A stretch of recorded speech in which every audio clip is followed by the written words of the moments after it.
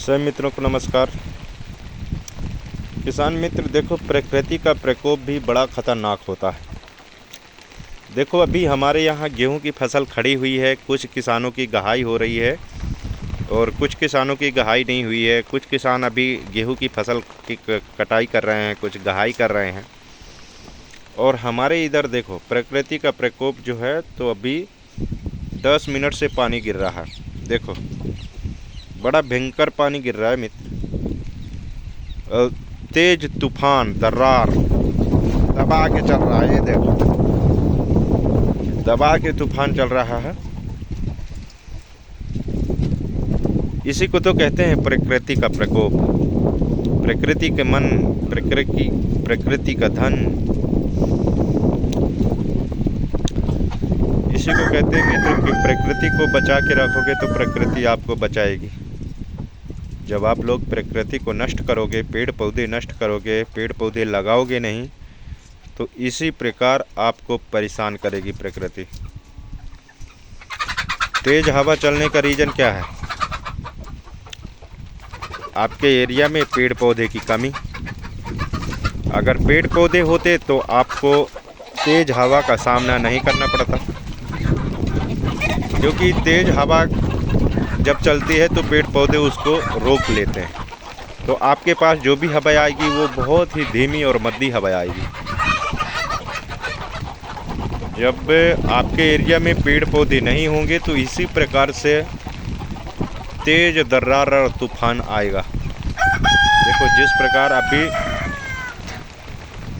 देखो कि हमारे इधर काफ़ी मात्रा में जंगल है, पेड़ है, पौधे हैं। देखो काफ़ी मात्रा में पेड़ पौधे हैं, लेकिन इसके बाद भी हवा इतना तेज़ चल रहा है, तूफान इतना तेज़ चल रहा है। जिस जगह में पेड़ पौधे नहीं हैं, पेड़ पौधे की समस्या है, वहाँ के किसान भाई कैसे सरवाइव करते होंगे? इतना तेज़ वहाँ तूफान आता होगा, हवा चलती होगी, पानी की कमी होगा। मतलब पेड़ पौधे से हर एक प्रकार का किसानों को नुकसान होता है। पेड़ पौधे न रहेंगे तो पानी की वर्षा कम होगी, पेड़ पौधे रहेंगे तो आपको तूफान से कुछ राहत मिलेगी। क्यों? हवा चलेगी, तूफान चलेगा तो पेड़ पौधे रहेंगे तो हवा को बड़े आराम से रोक सकते हैं। और अगर आपके एरिया में पेड़ पौधे की कमी है तो तूफान तो लपक के आने वाला है, ये तो पक्का है। इतना तेज तूफान आएगा कि आप खुद उड़ सकते हो, क्योंकि हमारे इधर इतने पेड़ पौधे हैं। देखो चारों तरफ अगर मैं घुमा के दिखाऊं तो काफ़ी जंगल है, और मेरे वीडियो भी में देखे होंगे तो काफ़ी जंगल पाए होंगे आप। हमारे एरिया में काफ़ी जंगल है और पेड़ पौधे भी हमारे इधर के किसान लोग लगाते हैं अपने अपने खेत में। जो ज़रूरत के पेड़ पौधे होते हैं, या आंवला हो गया, आम हो गया, अमरूद हो गया, नींबू हो गया, मतलब खाने वाले चीज़ें जो है तो सब किसान अपने अपने खेत में लगाते हैं। लेकिन जहाँ हम देखते हैं कि पेड़ पौधे की कमी है, समस्या है, तो वहाँ के किसान वर्षा भी कम पाते होंगे, या फिर तूफान अगर आ गया तो वहाँ बचना मुश्किल होता होगा। कुछ तो होता होगा।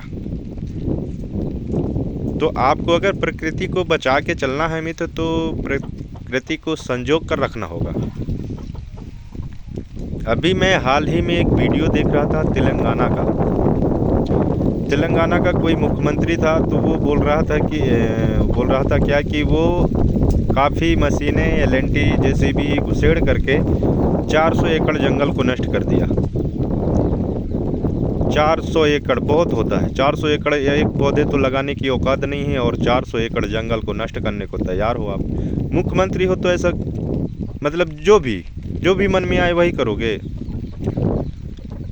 वो तो अच्छा हुआ कि हैदराबाद यूनिवर्सिटी के जो लड़के थे वो उन्हें हड़ताल कर दिया, नहीं तो उसका बल्ले बल्ले था वहाँ का मुख्यमंत्री का। तेलंगाना का मुख्यमंत्री साला MP में आए तो एक हवा भी पाएगा, तब समझ में आएगा उसको।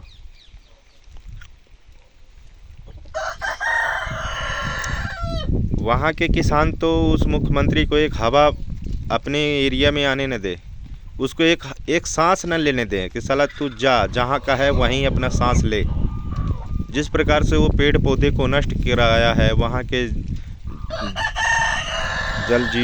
जानवर जो हैं, जंगली जानवर हैं, काफ़ी यहाँ वहाँ भटक रहे हैं। काफ़ी मैंने देखा कि कुछ हिरन वगैरह हैं तो काफ़ी सिटियों में घूम रहे हैं।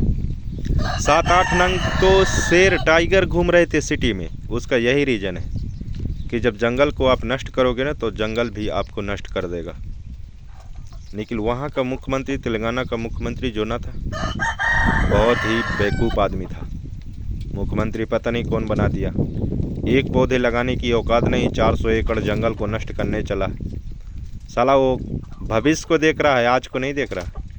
सोच रहा है कि मैं बना दूंगा फैक्ट्री, मेरे बच्चे, मेरे लड़के 7 पीढ़ी है उसे आराम से खाएगी इस फैक्ट्रियों में।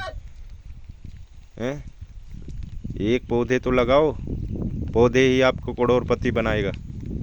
ज़रूरतमंद पौधे लगाओ, आम है, इमली है, नींबू है, कटहर है, ऐसे पौधे लगाओ। आपको हर साल 2-4, 10,000, 20 लाख रुपया देंगे। काफ़ी मात्रा में लगाओ। निकल ऐसा लगाना नहीं, बस करना ये है कि पेड़ पौधे उजाड़ना है। मैं तो यही कहूँगा कि जंगल से टाइगर निकल के जाए, उसके घर में हवा बोल दें, तब समझ में आएगा कि जंगल को नष्ट करने का मतलब क्या होता है। साला हमारे एमपी में देखो, बहुत ही खतरनाक जंगल है। कोई मिनिस्टर, विधायक, नेता, मंत्री का औकात नहीं है कि हमारे जंगल में आकर के कोई कैंप बना दे। बहुत एरिया में जंगल पड़ा हुआ है। हमारे एमपी के सभी सक्षम हैं, पढ़े लिखे हैं। जो भी मुख्यमंत्री बनता है तो सब पढ़े लिखे बनते हैं। ऐसा नहीं है कि जंगल को नष्ट कर दें। मुख्यमंत्री बनने का मतलब ये नहीं होता है कि आप दूसरे जानवर को परेशान करके अपना घर बसा लो। हमारे एरिया में देखो काफ़ी जंगल है। ये अगर चाहते तो इस जंगल में कम से कम नहीं तो ये 400-5 हज़ार हेक्टेयर से ज़्यादा होगा हमारे इधर जंगल, मेरे गांव के आसपास। निकल इसके बाद भी और अच्छा है, मैदान भी है, उबड़ खाबड़ भी नहीं है, मैदानी जंगल है।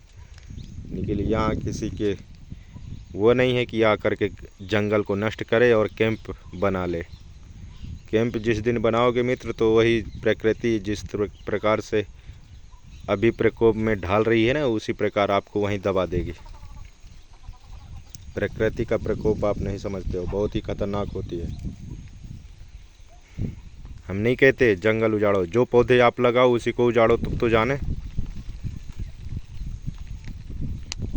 पौधे लगाना नहीं है, ऊपर वैसे जेसीबी, एलएनटी ये चलाना, नदी, नील, नहर ये सब नष्ट करना।